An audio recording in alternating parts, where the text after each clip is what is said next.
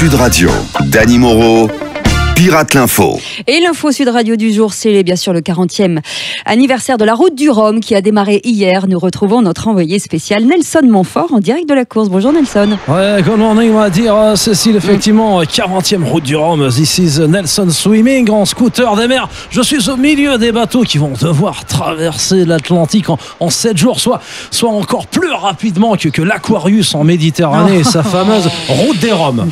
Et vous m'entendez là, qui sont les favoris cette année, Nelson? Écoute, Cécile, on parle du skipper Bruno Le Maire sur son trimaran sponsorisé par CSG CAC 40. Monsieur Le Maire, un petit mot pour Sud Radio. Comment la sentez-vous cette course? Monsieur Montfort, peu importe la tempête et les remous, nous allons garder le cap pour faire route vers l'île au trésor du prélèvement. Et s'il y a un vent contraire, nous serons obligés de lâcher du lest en jetant quelques fonctionnaires par-dessus bord. Et Roselyne Bachelot, oui. Alors vous êtes la seule femme à participer à la course, c'est dingue. Oui, au milieu de tous ces monocoques, je suis venu avec mon staphylocoque.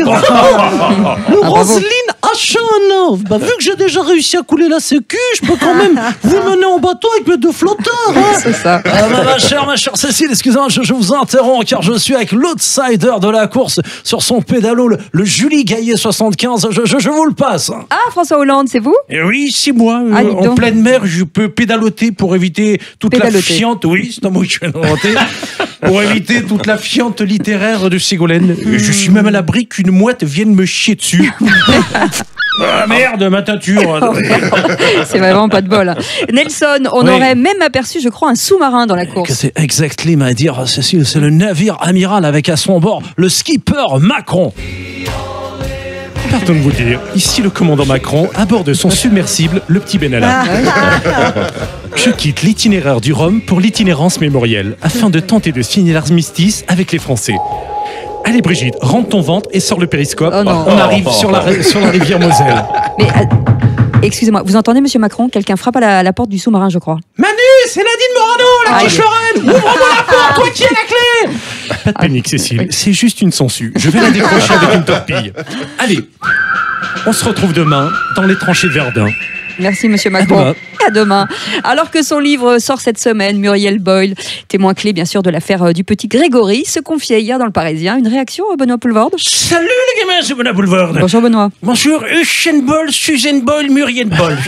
T'as le tiercé dans le désordre, comme dirait Omar Sharif. Non mais Muriel Boyle, elle a déclaré: l'histoire du petit Grégory a brisé ma vie. Alors que moi, ça a lancé ma carrière. Ouf, si aujourd'hui je suis bankable, c'est bien grâce à ma scène mythique du petit Grégory dans C'est arrivé près de chez vous. T'as vu le film ou pas? Putain, il est en retard le Roger. Et vous avez des remords? Pas vous Patrick, mais vous Benoît? Pas du tout, bien au contraire gamine. C'est pour ça qu'aujourd'hui je milite pour qu'on réhabilite Muriel. C'est pour ça, je lui ai proposé un rôle dans mon dernier film, Le Grand Bain. Le rôle du peignoir, c'est quand même mieux que le rôle du pédiluve. Mais elle a refusé Muriel, et c'est ça la pudeur des Vosgiens. Et Benoît, au final, qu'est-ce qui vous inspire finalement dans cette affaire? Qu'on était beaucoup plus créatifs dans les années 80 qu'aujourd'hui, parce que la famille Villemain, c'est quand même 34 saisons d'un feuilleton judiciaire à rebondissement. Alors, ça me fait bien marrer quand on me dit que les meilleures séries, on les trouve sur Netflix. C'est totalement faux. On les trouve au fond de la Vologne. Oui, c'est ça. Merci beaucoup, Benoît. En Nouvelle-Calédonie, c'est donc le non qui l'a emporté au référendum sur l'indépendance. Alors, Didier Deschamps, d'abord, merci d'être avec nous sur Sud Radio. Je crois que vous êtes content de ce résultat.